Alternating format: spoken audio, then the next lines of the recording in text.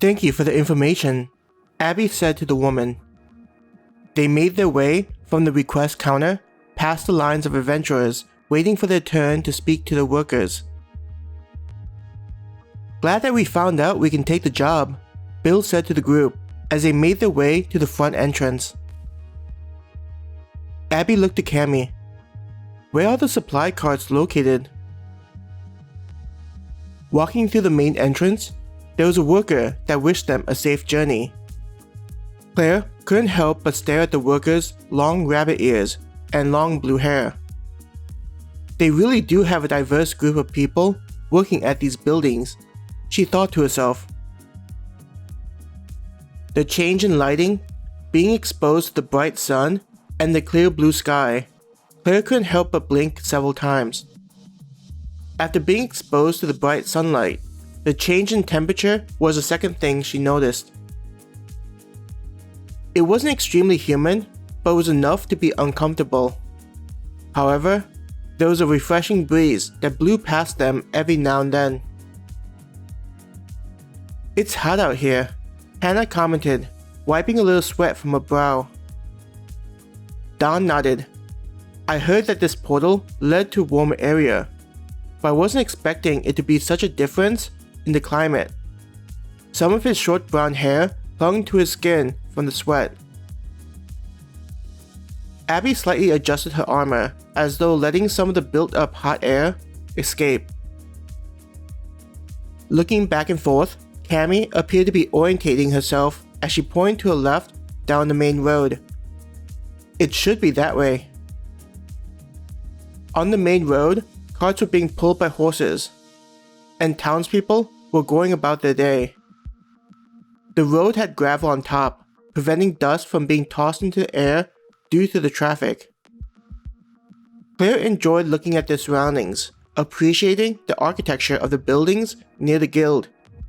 Strange enough, there were signs above entrances to an assorted number of stores. What Claire wasn't expecting was how the signs were in the common language. When she looked close at the sign, she noticed that there were foreign characters beneath the common language. "Cammy, what's up with those signs? I'm not familiar with those wordings," Claire asked. The places she was used to going didn't have different languages, only having the common. Turning to check out what Claire had pointed out, Cammy said, "Oh, you mean Korean. It's the local language. Though being so close to a guild, the stores tend to put more emphasis on the common language." "We're currently in the Kingdom of Korin," Don explained. He scratched his head. "I think someone created a chart that listed out which portal goes to which location, and the difficulty level.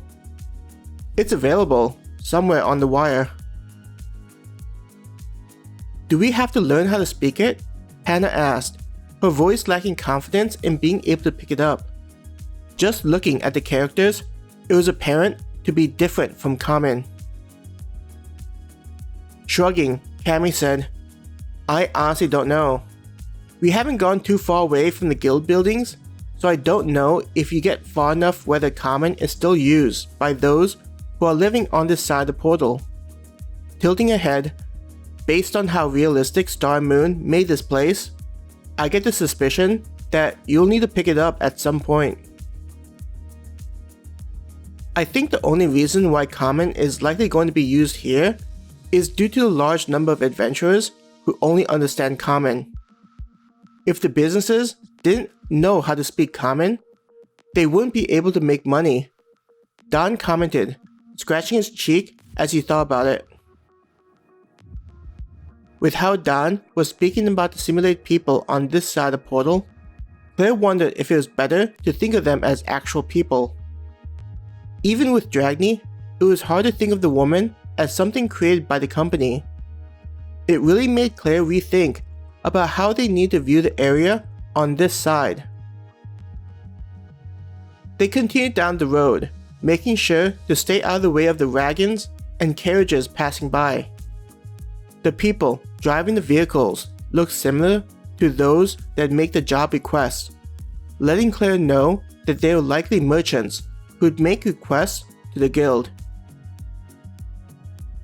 On the wagons were boxes and irregular shapes tied down, indicating that it was carrying goods on its way to other cities.